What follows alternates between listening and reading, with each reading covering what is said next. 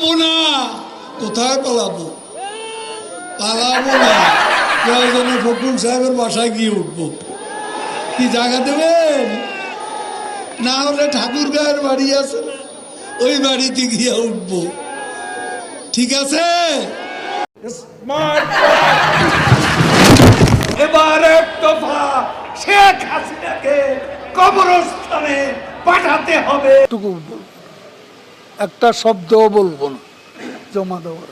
কেন 10টা মিনিটও সহ্য হয় না, 15টা মিনিট সহ্য হয় না। এখন অপেক্ষা কার জন্য আসলে?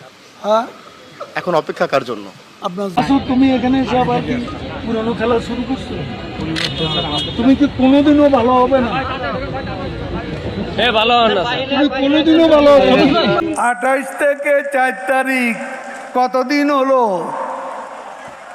কতদিন হলো? 28 তারিখের পর তো শেখ হাসিনা নেই। আরে মির্জা ফখরুল,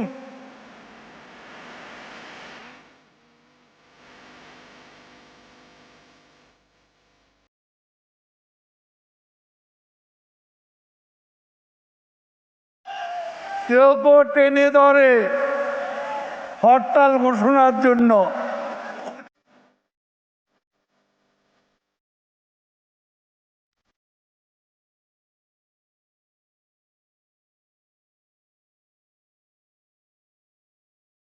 গয়েশ্বর বাবু ডিবি অফিসে গিয়ে কোরাল মাছ খাইলেন, তো ভালো। তো গয়েশ্বর বাবু কই?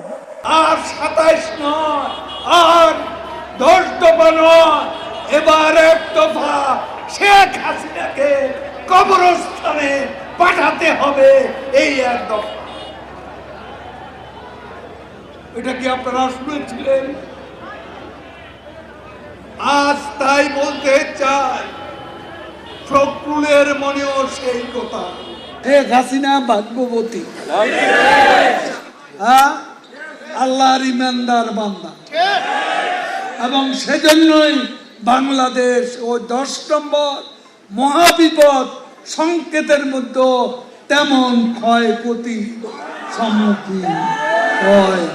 আওয়ামী লীগ কচু পাতার উপর ভোরের শিশির বিন্দু নয়, টোকা লাগলেই পড়ে যাবে। একথা যদি মনে করেন ভুল করছি।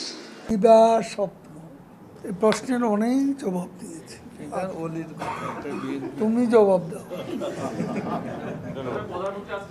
অনেকবার বলেছি, আর বলতে চাই। কথায় কথা ভালো, পরে হেডিং ওটা। তারপর দিন তারিখে দিয়েছি কবে সরকারের পতন হবে। দিবা